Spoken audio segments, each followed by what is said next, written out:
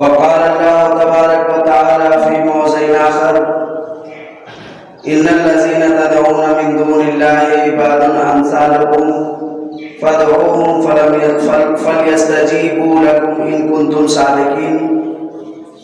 ألهم أرجل يمشون بها أم لهم عين يبطشون بها أم لهم أعين يبصرون بها أم لهم آذان يسمعون بها قل ادعوا شركاءكم ثم كيدون فلا تنظرون.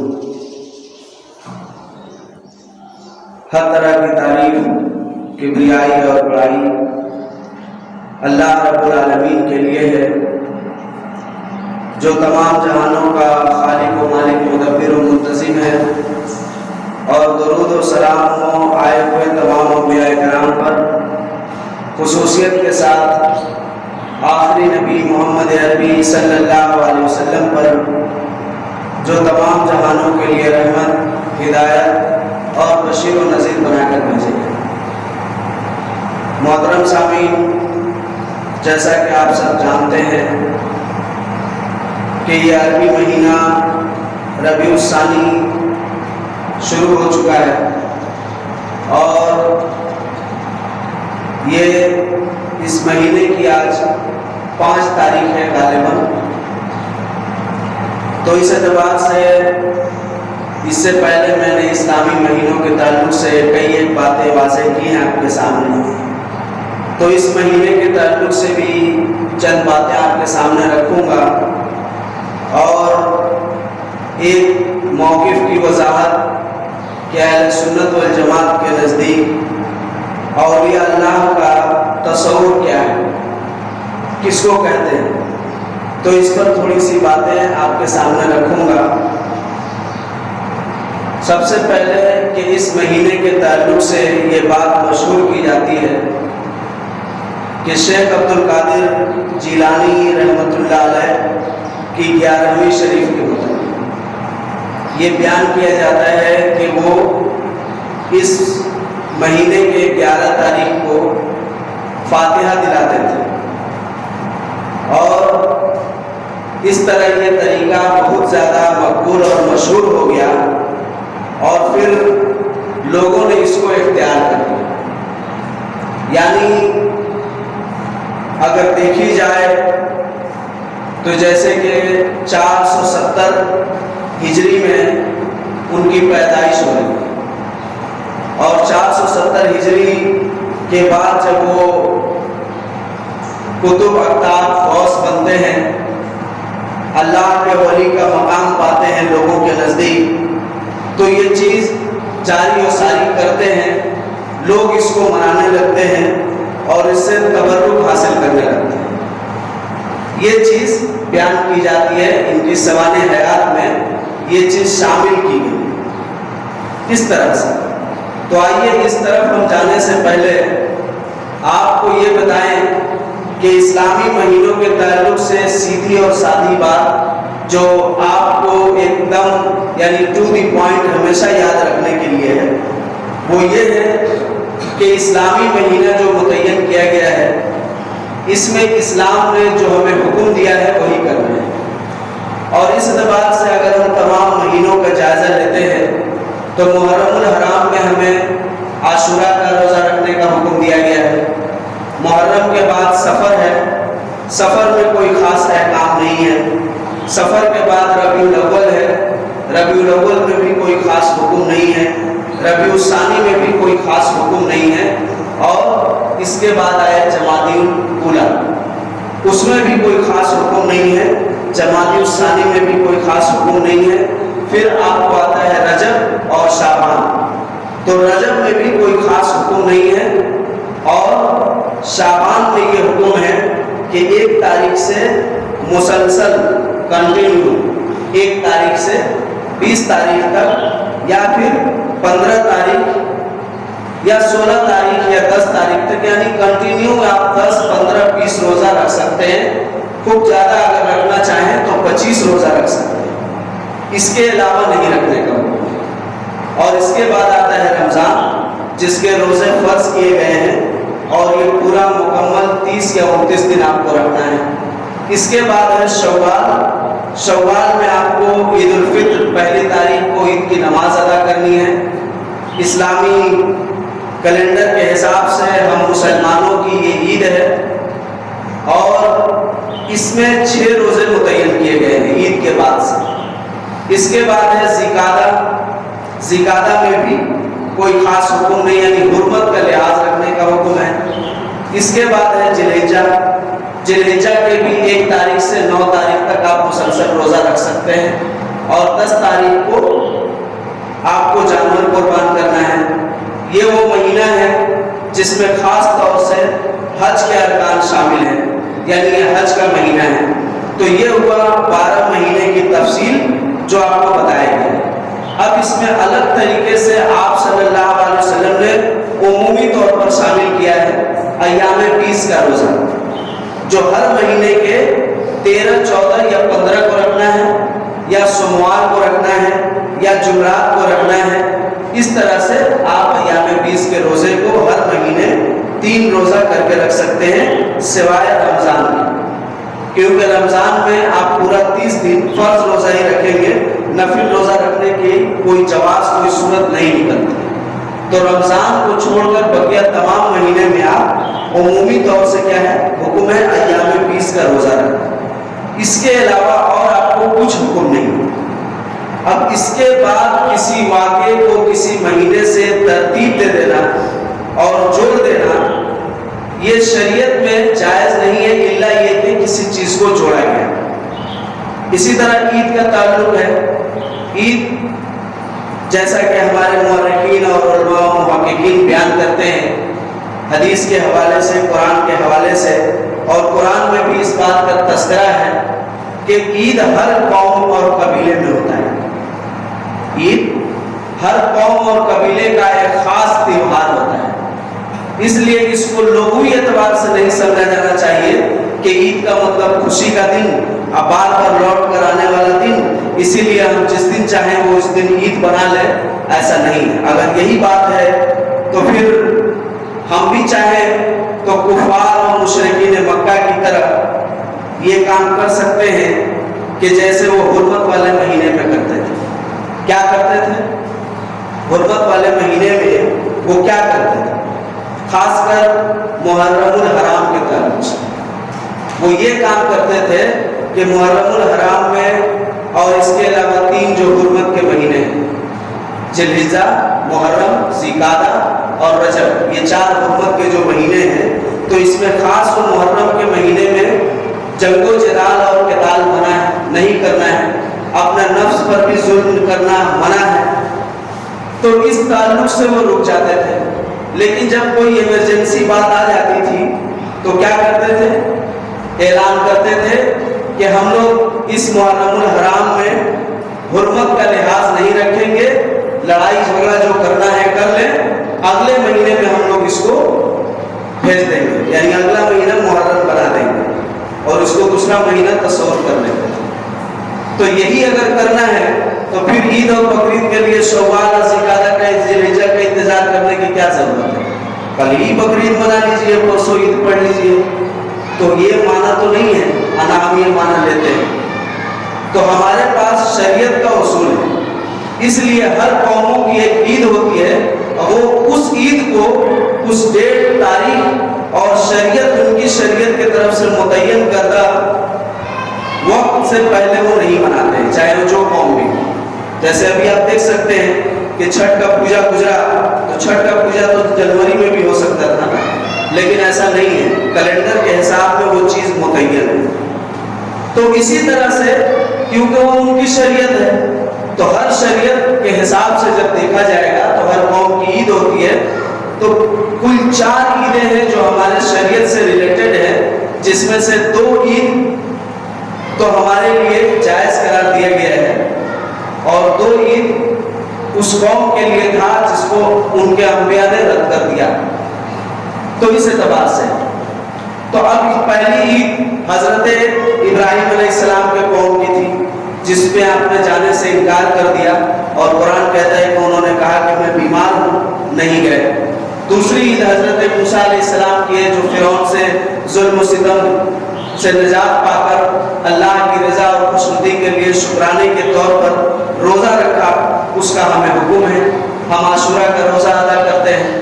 اس کے بعد تیسری عید جو آتی ہے وہ عیسیٰ علیہ السلام کے قوم کی، کہ انہوں نے دعا کیا کہ ہمارے قوم پر دسترخوان نازل کر دیا جائے تو ہم اس دن کو عید کا دن بنا لیں گے۔ بعض روایتوں میں ہے کہ نازل کیا گیا تھا، مگر صحیح بات اور تحقیقی بات یہی ہے کہ ایسا کچھ نہیں ہوا۔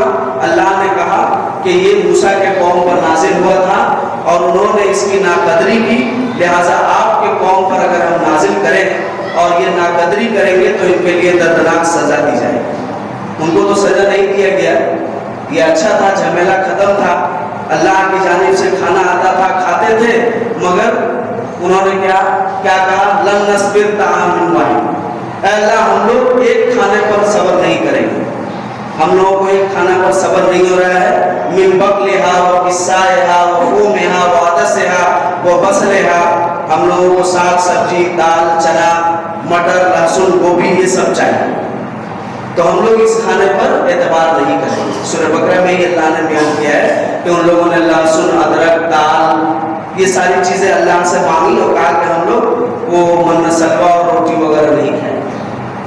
تو اللہ تعالیٰ نے کہا کہ ٹھیک ہے، تمہاری جو خواہش ہے پوری کر دی جا رہی ہے، اور یہ نعمت ان لوگوں سے چھین لی گئی۔ تو اللہ نے پھر حضرت عیسیٰ کو دینے کے لیے وعدہ کیا کہ اگر ایسا کرو گے تو پھر تم دردناک عذاب میں ملوث کر دیے جاؤ، تو ان پر نازل نہیں ہوئی۔ اور چوتھی عید ہم لوگوں کو دی گئی ہے، جس کو عید الفطر اور عید الاضحیٰ کے نام سے جانا جاتا ہے۔ تو یہ ہے 4 قوموں کی 4 عید جو شریعت نے متعین کی، اور مہینے کے تعلق سے بھی ہم نے آپ کو واضح کر دیا۔ اب ایک چیز آتی ہے کہ ہم لوگوں نے اپنے طور پر خود ساختہ کچھ چیزیں بنا لی ہیں۔ اب خود ساختہ جو چیزیں شریعت میں ہم لوگوں نے شامل کر لی ہیں، تو اس تعلق سے بھی بہت ساری باتیں ہم لوگوں کو جاننے کی ضرورت ہے۔ سب سے پہلی بات کہ جس کو ہم نظر و نیاز اور فاتحہ کہتے ہیں، تو اس باریکی کو آپ لوگ جان لیں اور پورے متحقق اور اتھینٹک طریقے سے جان لیں کہ نظر و نیاز اور فاتحہ، تو فاتحہ الگ چیز ہے اور نظر و نیاز الگ چیز ہے، مگر عوام الناس چونکہ اتنی گہرائی اور باریکی میں نہیں گئی ہے اور علماء کرام کے پولیٹکس اور سیاست سے دور ہے، اس لیے وہ یہ سوچتی ہے کہ نظر و نیاز فاتحہ ایک ہی چیز ہے۔ کیا ہے؟ نظر و نیاز فاتحہ ایک ہی چیز ہے، حالانکہ فاتحہ الگ چیز ہے اور نظر و نیاز الگ چیز ہے۔ فاتحہ کا جو تصور جو لوگ کرتے ہیں، ان کی کتابوں میں جو تصور پیش کیا گیا ہے، جو کنسپٹ پیش کیا گیا ہے، وہ کیا ہے؟ ایصال ثواب کا تصور پیش کیا گیا ہے، جبکہ نظر و نیاز یہ نہیں ہے۔ نظر و نیاز کیا ہے؟ اللہ کے راہ میں اپنے مال کا صدقہ کرنا، جس کو اردو زبان میں کہتے ہیں منت ماننا۔ منت ماننا، منت ماننے کو عربی میں نظر اور فارسی میں نیاز کہا جاتا ہے، اور فاتحہ اس سے الگ چیز ہے۔ فاتحہ کیا ہے کہ ہمارے گھر میں کوئی انتقال کر گیا ہے، ہمارے یہاں کسی کی روح پرواز کر گئی ہے، یا ہمارے خاندان میں، اور ہم اس سے محبت کرتے ہیں، یا اس کے لیے ہمارے دل میں درد ہے، یا ہمارے والدین میں سے کوئی ہیں، تو ہم ان کی رحمت اور مغفرت کے لیے جو دعا کریں گے اور ان کے طرف سے جو صدقہ یا صدقہ جاریہ کریں گے، وہ اس کو ان لوگوں نے فاتحہ کا نام دے دیا ہے، یا پھر ایصال ثواب کا نام دے دیا ہے۔ حالانکہ شریعت میں اس کام کو، اس عمل کو صدقہ اور صدقہ جاریہ کا نام دیا گیا ہے۔ صدقہ اور صدقہ جاریہ کا نام دیا گیا ہے، جس کو جوہال فاتحہ نظر و نیاز کہہ دیتے ہیں۔ تو یہ فاتحہ نظر و نیاز یعنی پوری کھچڑی بن جاتی ہے، اب اس میں چنا دال ہو یا جو بھی ہو، تو اس طرح سے، تو یہ وہ چیز نہیں ہے جو ہم چاہتے ہیں۔ دوسری بات جو آپ کو اس کے تعلق سے ہم بتا دیں وہ یہ ہے کہ جب آپ ان سے پوچھیں گے کہ آپ کے نزدیک فاتحہ کا تصور کیا ہے، تو وہ اس تصور میں کیا ہے؟ کنفیوزڈ ہے، نہیں صحیح بتاتے ہیں۔ کہیں کچھ لکھی ہوئی ہے ان کے کتابوں میں، کہیں کچھ لکھی ہوئی ہے۔ اچھا، جب ایصال ثواب کی ہی بات ہے تو تاریخ متعین کر کے ایصال ثواب بھیجنا؟ تو کئی کہتے ہیں کہ ہاں تاریخ متعین کرنا ضروری ہے، اور کئی لکھ رہے ہیں اعلیٰ حضرت فتح و رضویہ میں کہ ایصال ثواب کے لیے تاریخ متعین کرنے کی کیا ضرورت ہے؟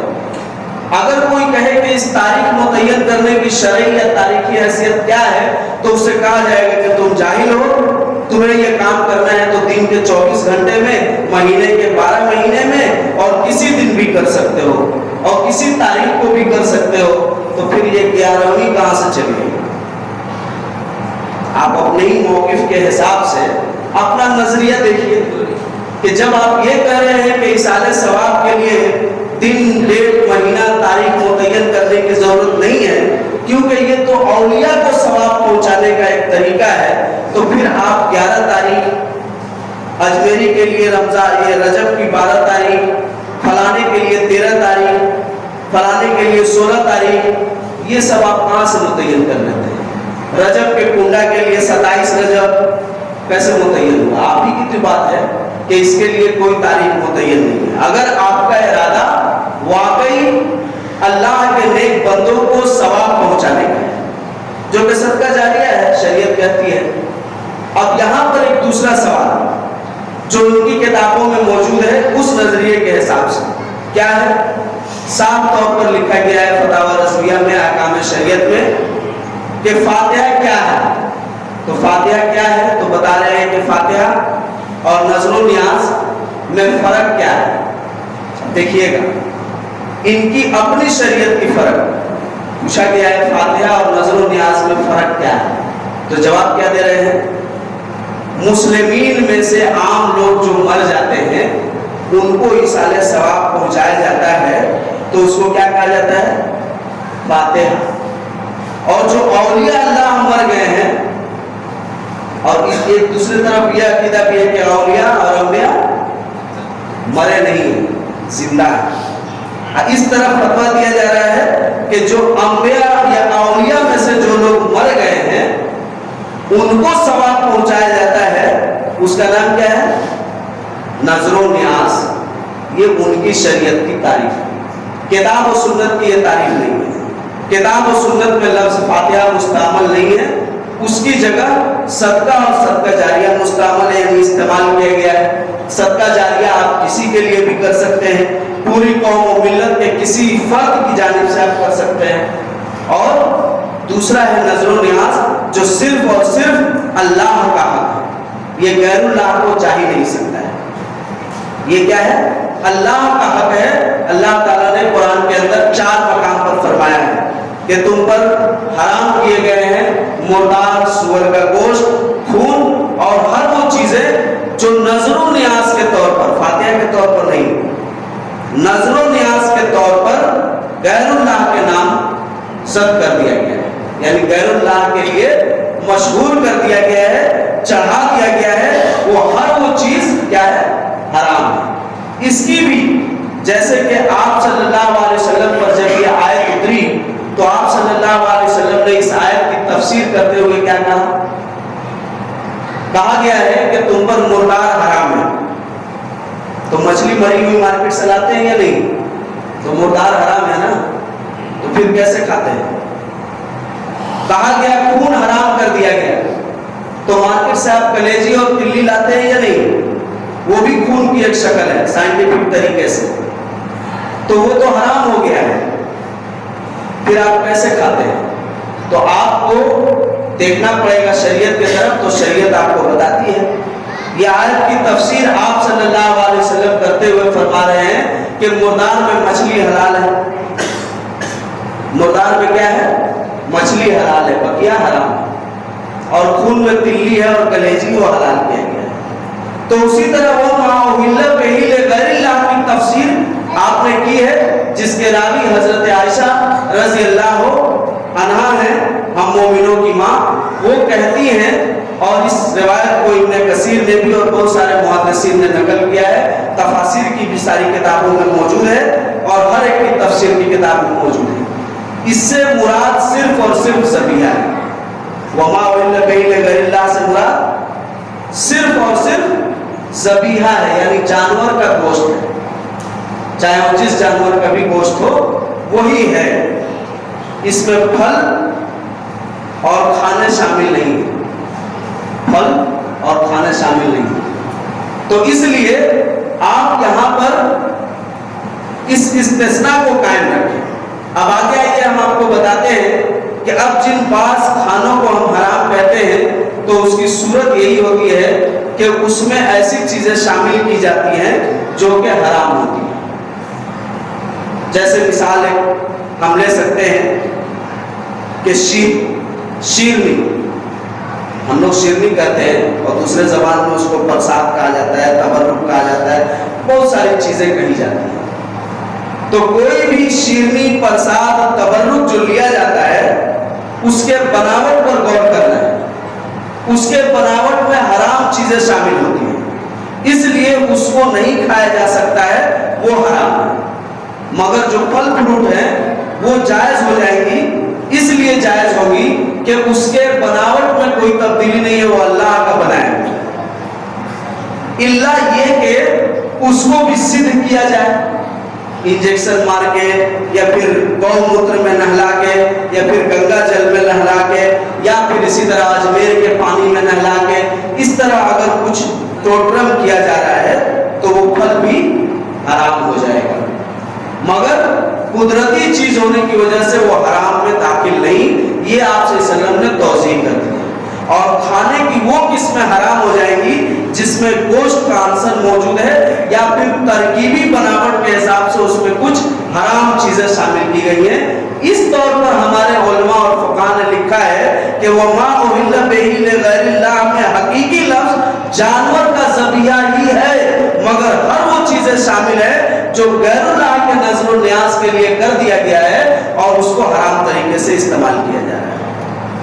یہ ہے وہ تفسیر جس کو لوگ اچھی طرح نہیں جانتے، تو اس لیے نظر و نیاز خاص اللہ کا حق ہے۔ منت آپ انسان سے مانگیں گے حرام ہے، اور اللہ سے بھی مانگیں گے تو اس کی دو صورتیں ہیں جو حدیث میں موجود ہیں، پہلی صورت جائز اور دوسری صورت حرام۔ ایک شخص نے ہم سے کہا کہ ایڈوکیٹ فیض سعید صاحب نے کہا ہے کہ منت ماننا یعنی نظر و نیاز کی صورت مکروہ ہے، تو میں نے کہا کہ تم شاید غلطی سے سن لیے ہوگے، پھر سے دوبارہ سن لینا، مکروہ کا کنسپٹ شریعت نے نہیں دیا ہے۔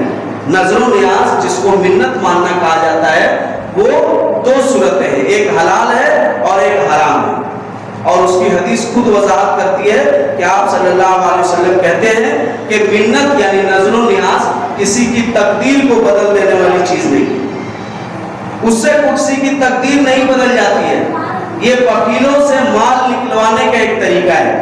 بخاری، مسلم، ترمذی، ابو داؤد جتنی حدیث کی کتابیں ہیں سب حدیث میں آپ باب النظر کھول کر دیکھ سکتے ہیں۔ قرآن میں بھی اللہ تعالیٰ بیان کر رہا ہے کہ ایمان والے کی نشانی یہ ہے کہ وہ نظروں کو پوری کرتے ہیں اللہ کے لیے، تو نظر و نیاز فاتحہ نہیں ہے، یہ کبھی بھی تصور نہیں کیجیے۔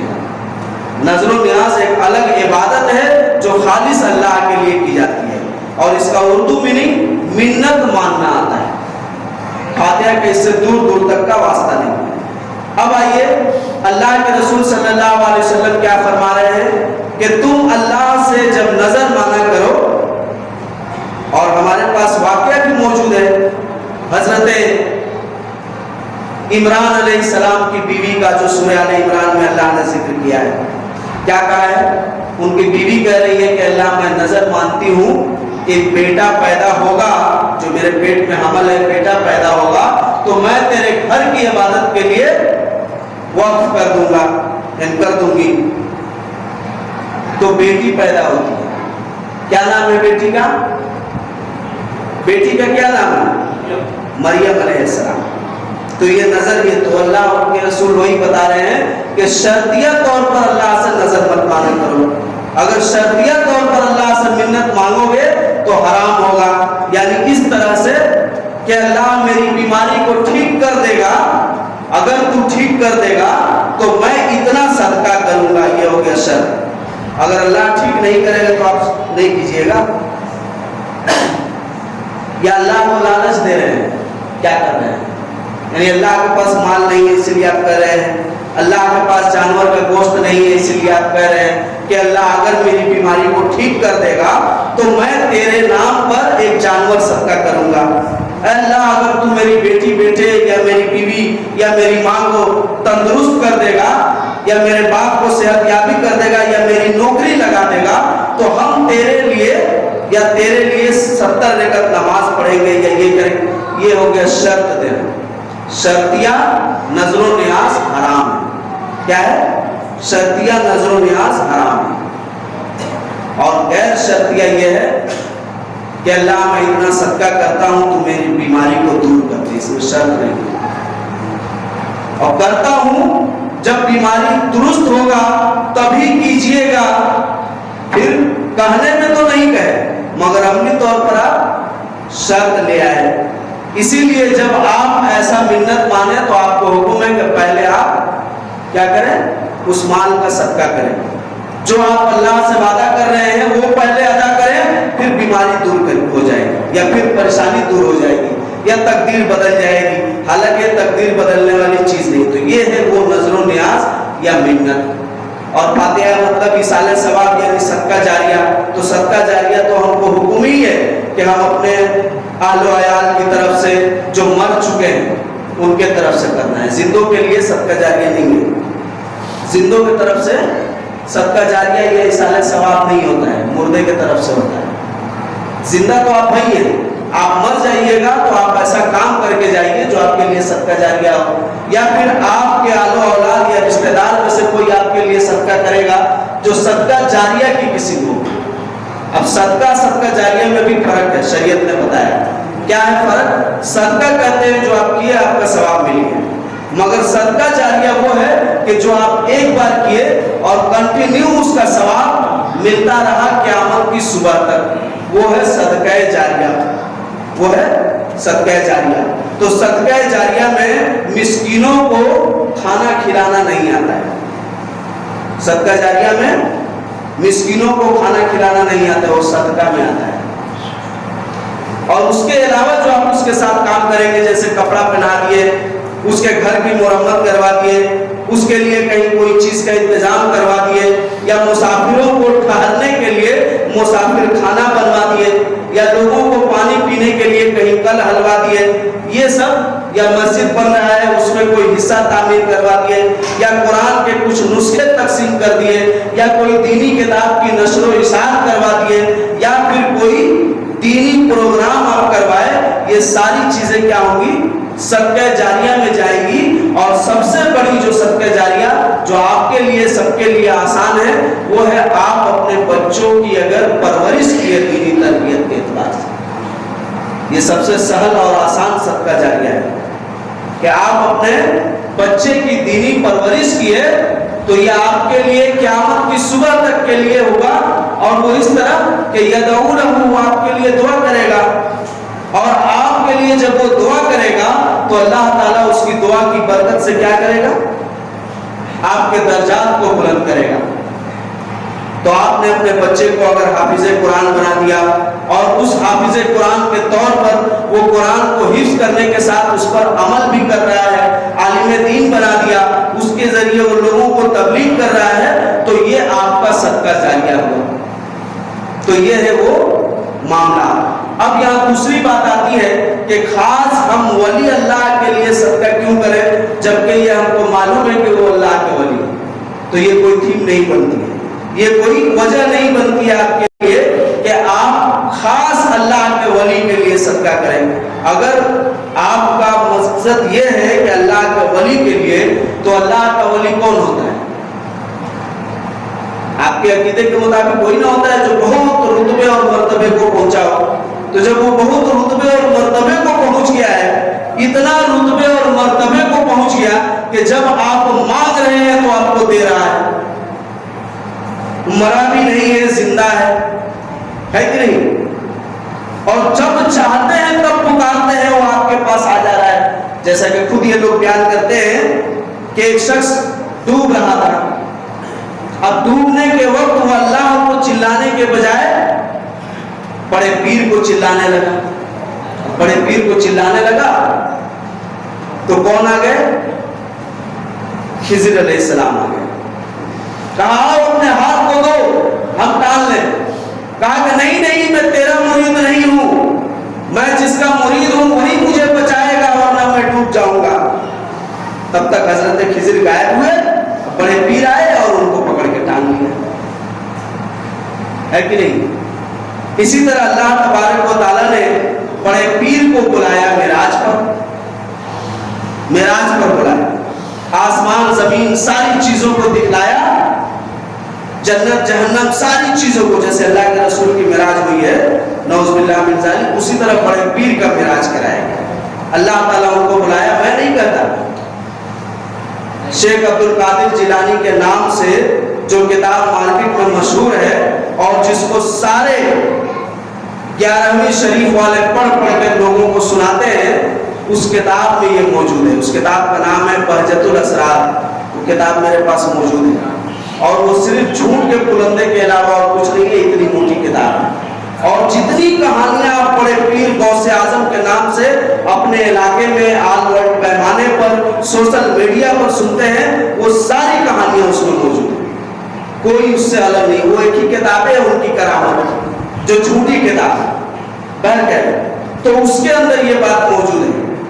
کیا موجود ہے کہ گرنے لگے, اللہ تعالیٰ سب دکھلا دیے, بتا دیے, اچانک آسمان کے کنارے پر گئے, بس پاؤں پھسل گیا. اللہ تعالیٰ کا کیا ہوگا, پاؤں پھسل گیا. اب وہ گر نہیں والا تھے کہ بڑے پیر نے ان کا ہاتھ پکڑ کے ٹال لیا. تو اللہ نے کہا کہ ارے عبد القادر تم نے تو بہت بڑا کام کیا, عبد القادر تم نے تو بہت بڑا کام کیا, جاؤ آج سے تم دستگیر ہو گئے. میں نے اللہ تعالیٰ بھی اتنا گھبراہٹ میں تھا کہ بجائے عربی نکلنے کے اللہ کے زبان سے فارسی نکل گئی. کہا جاؤ آج سے تم دستگیر ہو گئے. فارسی میں کہتے ہیں ہاتھ پکڑنے والے کو, دست میں ہاتھ, اب پکڑنا مطلب گیر. جاؤ آج سے تم دستگیر ہو گئے. تو یہ ساری چیزیں جو بیان کی جاتی ہیں, تو ایسے آدمیوں کے لیے اور ایسے ہستیوں کے لیے آپ ہی بتائیے ثواب پہنچانا ضروری ہے کہ تو ایسے ہی اللہ تعالیٰ کو بچا رہے ہیں. اللہ ہی کو پتہ نہیں کہ آسمان زمین کا کنارہ کہاں ہے. بنایا اللہ نے آسمان زمین کائنات کو, اور اسی کو پتہ نہیں ہے کہ آسمان اور زمین کا کنارہ کہاں ہے, وہی پھسل جا رہا ہے. تو جب وہ پھسل گیا تو پوری کائنات پھسل گئی نا.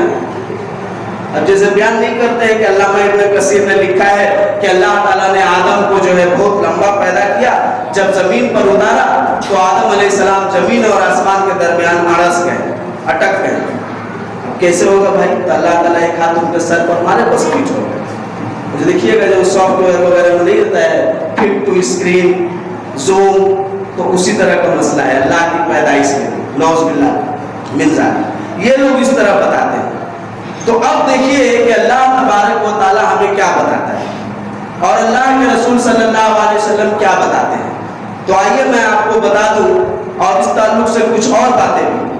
ہمارے اہل سنت والجماعت کے نزدیک اللہ کے اولیاء کی قدر و منزلت ہے. ہم یہ نہیں کہتے کہ اللہ کے اولیاء کو نہیں ماننا چاہیے, مگر اللہ کے اولیاء کی امیج یا اللہ کے اولیاء کا تصور اہل سنت والجماعت کے نزدیک کیا ہے؟ بس اتنا ہی ہے کہ ہر وہ شخص جو اللہ پر ایمان لایا ہے وہ اللہ کا دوست ہے. ہر وہ شخص جو اللہ پر صحیح معنوں میں ایمان لایا ہے, اللہ کے ساتھ کسی کو شریک نہیں کرتا, نہ اس کے ذات میں, نہ اس کے صفات میں, نہ اس کے افعال میں, مشرکانہ کام نہیں کرتا. ہر وہ شخص اللہ کی ولایت کا مستحق ہے, اللہ کا وہ دوست ہے. اللہ کہتا ہے ہم نے اس کو اندھیرے سے نکال کر روشنی کی طرف لایا ہے اور ہم نے اس کو اپنا دوست بنایا ہے. اب یہ ظاہر ہے کہ ہم سب دوستوں میں کوئی قریبی ہوتے ہیں, کوئی بیچ والے ہوتے ہیں, کوئی تھوڑا دور کے ہوتے ہیں یا نہیں. اس کے لیے اللہ تعالیٰ نے ایک بات بیان کی, اور وہ بات کیا بیان کی ہے؟ قرآن میں بھی بیان ہے اور نبی اکرم صلی اللہ علیہ وسلم نے اپنے فرمان میں بھی بیان کیا ہے. بخاری کی روایت ہے, آپ دیکھ سکتے ہیں. بخاری کے اندر یہ روایت ہے جس کے کچھ پوائنٹس میں آپ کو بتاؤں. اللہ کے رسول صلی اللہ علیہ وسلم کہتے ہیں کہ اللہ تعالیٰ کہتا ہے من عاد لی ولیا فقد آذنتہ بالحرب. ایک روایت کے اندر یہ بھی لفظ موجود ہے کہ من احان علی ولیا فقط بارزنی بالمحاربہ. یہ معجم الاوسط کی روایت ہے، یہ لفظ موجود ہے کہ جو میرے ولی سے دشمنی کرے اسے میری طرف سے اعلان جنگ سنا دے. بخاری 6502 نمبر حدیث ہے. اس کے اندر کتاب التواضع میں کتاب الرقاق باب التواضع حدیث نمبر 6502 میں یہ بات موجود ہے کہ جو میرے ولی سے دشمنی کرے اسے میری طرف سے اعلان جنگ سنا دو. کتنی بڑی بات ہے کہ نہیں؟ لیکن آگے بھی سنیے اسی حدیث میں، میرا ولی وہ ہے جو میرے قربت کو، میری نزدیکی کو حاصل کرتا ہے ان چیزوں کے ذریعے جس کو میں نے اس پر فرض کیا ہے. دوسری روایت اس کی وضاحت اس طرح کرتی ہے کہ وہ میرے فرائض پر عمل کرتے ہوئے مجھ سے قریب ہوتا ہے، اور یہاں تک کہ فرائض کے ساتھ ساتھ وہ نوافل پر بھی عمل کرتا ہے پوری پابندی کے ساتھ. اب جیسے کہ امام شیرانی نے طبقات الاولیاء میں، یا آپ کو یوسف نبھانی نے تذکرۃ الاولیاء میں، یا پھر دیگر لوگوں نے جو اولیاء کی تصویر کھینچی ہے لوگوں کے سامنے، وہ یہی ہے کہ ہم نے دیکھا ایک ولی کو کہ وہ سور کا گوشت کھا رہے ہیں. جب قریب پہنچا تو انہوں نے میرے ہاتھ کو پکڑا اور پکڑ کے کہا کہ تو بھی لے. میں ڈر گیا، میں نے کہا کہ یہ کیسے ہو سکتا ہے، یہ تو حرام ہے. تو میں نے ان کو نصیحت کی تو انہوں نے کہا کہ ارے تو لے پہلے اور مٹھی کو بند کر گھر جا کے کھولنا. تو جب میں نے گھر جا کے کھولا تو دیکھا کہ وہ تو الگ چیز ہے، وہ تو ہیرے اور موتی اور سونا ہو گیا. وہ کھا رہے تھے، مگر نگاہ میری، تو میں نے جب یہ سوال پوچھا تو انہوں نے کہا کہ ابھی تیرے دل میں اللہ نہیں ہے، جب اللہ آ جائے گا تو تو ہر چیز کو اس کی نظر سے دیکھے گا. یعنی ہر چیز کو، یعنی سور سونا چاندی ہے، یہ ہے مطلب اس کا. تو بہرکیف جو بھی ہے، یا پھر ایک ولی تھے ننگا دھڑنگا تھے، مادرزاد ننگا ولی، جیسے کہ ملفوظ وغیرہ میں بیان ہے. اللہ تبارک و تعالیٰ کے یہاں وہ ولی نہیں ہے. اللہ کیا کہہ رہا ہے کہ وہ فرائض اور نوافل کے ذریعے میرا تقرب حاصل کرتا ہے. تو فرائض اور نوافل میں کیا ہے؟ کپڑے کھول کر عوام الناس میں گھومنا، سور کا گوشت کھانا، شراب پینا. مستان، ایک مستان بھی ہوتے ہیں اولیاء میں. عوام الناس کے نزدیک جو اولیاء ہے نا، اس میں ایک مستان ہے، ایک ملنگ ہے، ایک غوث ہے، ایک پتہ نہیں وہ اڑنے والے بھی ولی ہیں جو اڑ کر کہیں سے کہیں چلے جاتے ہیں، اور ایک سرنگی ولی ہے، سرنگ میں بھیتر سے بھیتر کہاں سے کہاں یہاں پر ہے عقل مدینہ پہنچ جاتے ہیں. تو یہ ہے عوام الناس کے اولیاء. برا نہیں مانیے گا، یہی سب اولیاء کے نام پر آپ لوگوں کو سنایا جاتا ہے یا نہیں؟ حقیقت بولیے. تو یہ اہل سنت والجماعت کے نزدیک ولی نہیں ہے. یہ کیا ہے؟ اہل سنت والجماعت کے نزدیک یہ سب شیطان ہے. حضرت ام سلمہ رضی اللہ عنہ کہتی ہیں کہ جو شخص ہواؤں پر اڑے اور دریاؤں پر چلے اسے اللہ کا ولی نہیں، اللہ کا شیطان کو، یعنی وہ شیطان کا ولی ہے، وہ اللہ کا ولی نہیں ہے. اسی چیز کو امام شافعی نے بھی اپنی کتاب الرسالہ کے اندر لکھا ہے، اور امام ابن قیم، امام ابن تیمیہ نے بھی لکھا ہے. اور اہل سنت والجماعت کے نزدیک یہ بات متحقق ہے کہ جو اپنے ولایت کا ثبوت ہواؤں میں اڑ کر دے، جو اپنی ولایت کا ثبوت جوگی جے پال پر دے، اور جو اپنے ولایت کا ثبوت دیگر کرامات خارقہ عادت کے ذریعے دے، وہ اللہ کا ولی نہیں، وہ شیطان کا ولی ہے. اللہ کا ولی کون ہے؟ اللہ کا ولی وہ ہے جو اللہ کا تقرب حاصل کرتا ہے. کس طرح؟ فرائض، یعنی 5 وقت کی نماز پورے پابندی کے ساتھ ادا کرتا ہے اور اسی پر بس نہیں کرتا. اللہ کے رسول کہہ رہے ہیں کہ اللہ کہہ رہا ہے کہ نوافل کو بھی ادا کرتا ہے، یعنی فرائض کی جو سنتیں ہیں اسے بھی پڑھتا ہے، نوافل بھی ادا کرتا ہے، اور پھر ہر ایک اعتبار سے اپنے کو ان چیزوں سے بچاتا ہے جس سے میں نے بچانے کا حکم دیا ہے. پھر میں احببت ہوں، پھر میں اس سے محبت کرنے لگ جاتا ہوں، اور جب میں اس سے محبت کرنے لگ جاتا ہوں تو میں اس کی محبت کو دنیا کے تمام مخلوق کے دل میں بیٹھا دیتا ہوں اور کوئی چیز اسے نقصان نہیں پہنچاتی ہے. سب اس سے بے انتہا محبت کرنے لگ جاتے ہیں اور جب سب اس سے محبت کرنے لگ جاتے ہیں اور میری محبت کا عالم یہ ہوتا ہے کہ میں اس کا پاؤں بن جاتا ہوں جس سے وہ چلتا ہے, میں اس کی آنکھیں بن جاتا ہوں جس سے وہ دیکھتا ہے, میں اس کا کان بن جاتا ہوں جس سے وہ سنتا ہے, میں اس کا ہاتھ بن جاتا ہوں جس سے وہ پکڑتا ہے. کیا کہتے ہیں کہ اللہ تعالیٰ حلول کر گیا ہے بندے میں. اب اللہ تعالیٰ بندے میں آ کے مل گیا ہے. جب اللہ تعالیٰ اس کا کان پاؤں ہاتھ جسم ساری چیز بن گئے تو اب اس سے جو مانگیے گا دے دے گا, ہے کہ نہیں؟ مگر اللہ کے رسول کیا کہتے ہیں کہ اللہ کہہ رہا ہے وہ معوذن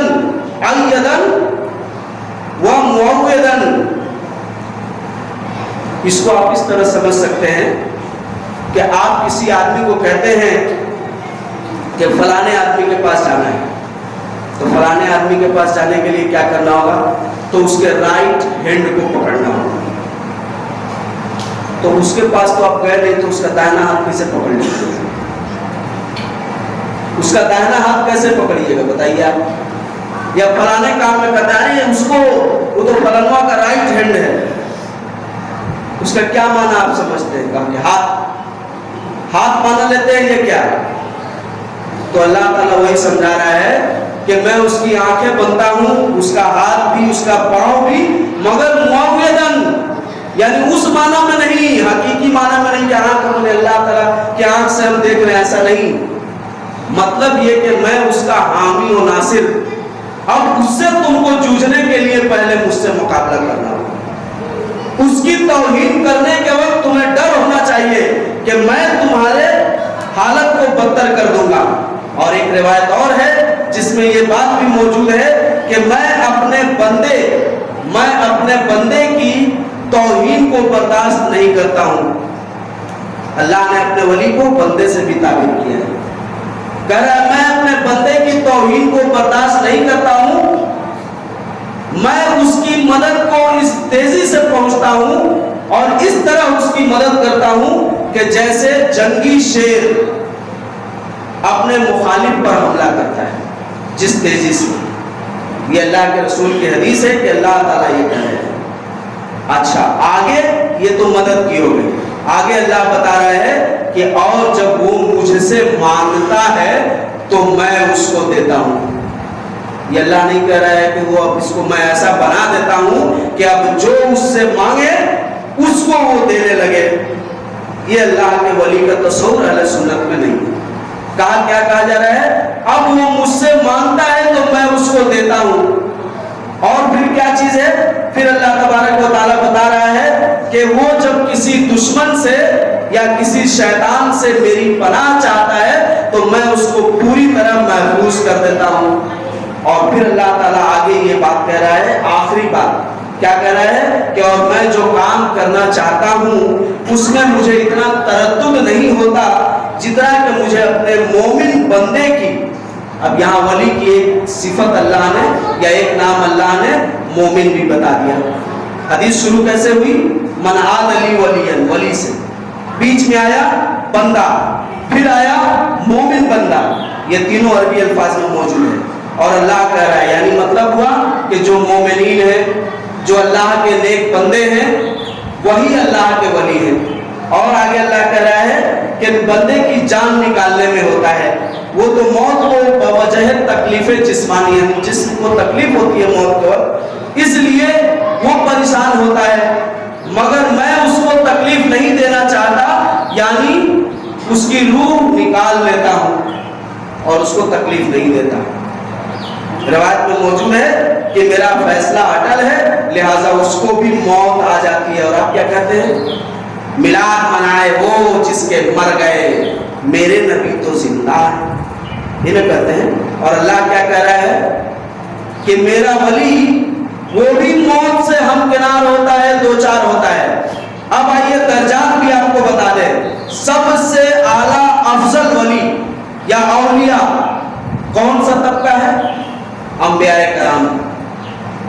اس کے بعد ان کے ساتھیوں کا، اس کے بعد ان کے ساتھیوں کا. اور اس بات کو اللہ نے سورہ فاتحہ کے اندر بیان کیا ہے، انعمت علیہم غیر المغضوب علیہم ولا الضالین.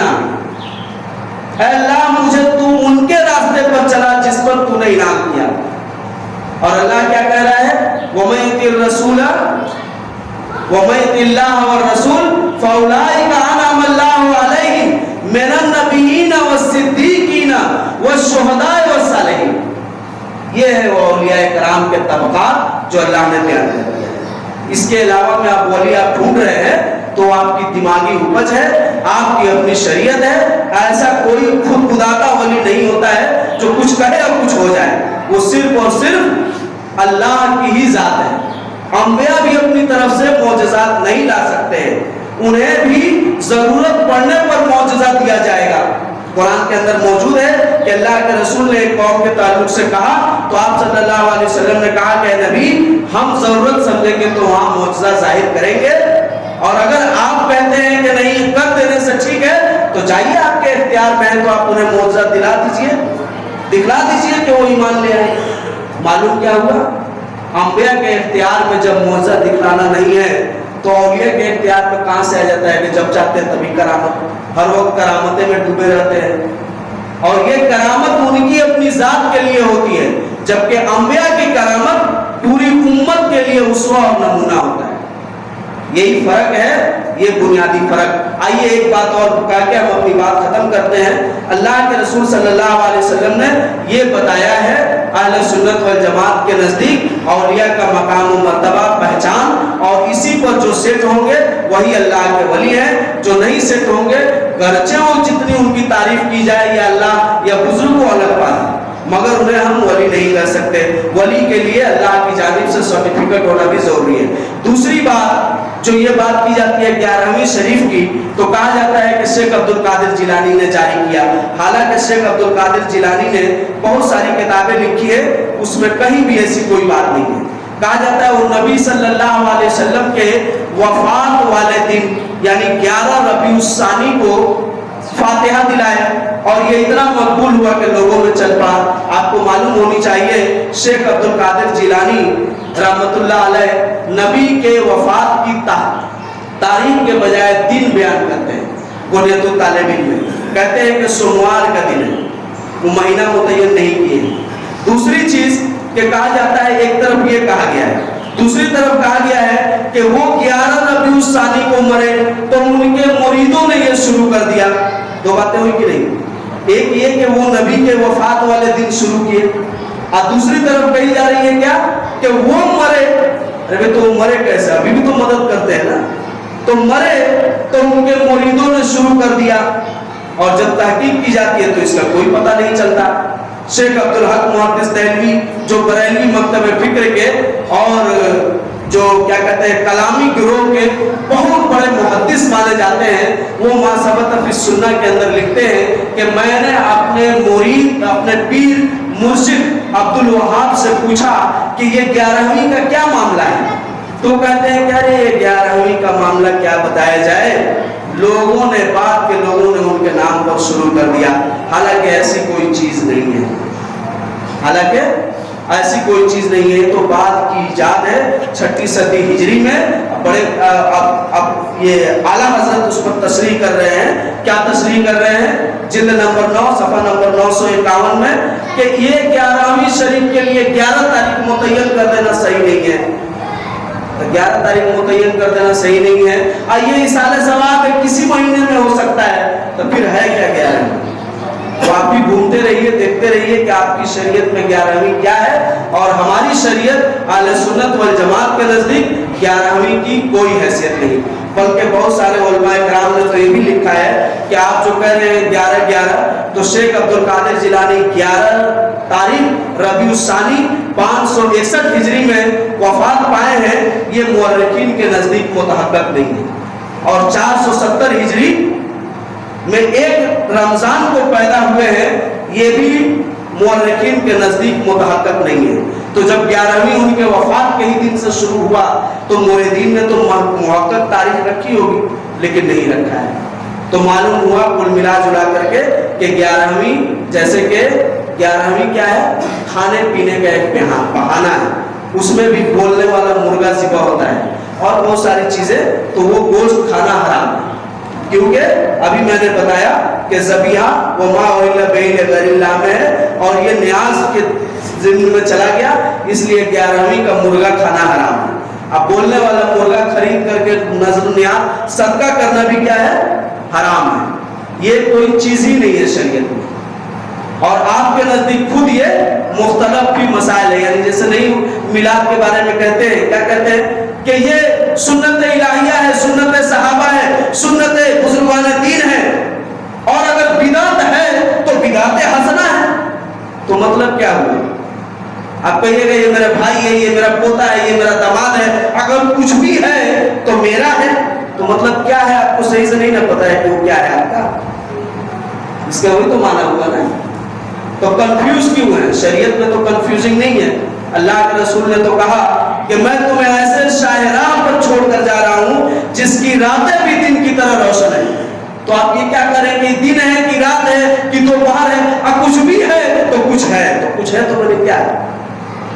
تو ایسے شریعت کا کاروبار تھوڑی چلتا ہے، یہ آپ کے اپنے پیٹ کے لیے۔ اسی لیے میرے محترم سامعین، اللہ سے دعا ہے کہ اللہ ہم سب کو نیک عمل کرنے کی توفیق عطا فرمائے، ہمارے آنکھ سے پردہ ہٹائے، ہمیں کتاب و سنت کی صحیح روش کی توفیق عطا فرمائے اور اسی کے مطابق زندگی گزارنے کی توفیق عطا فرمائے۔ آمین وآخر دعوانا۔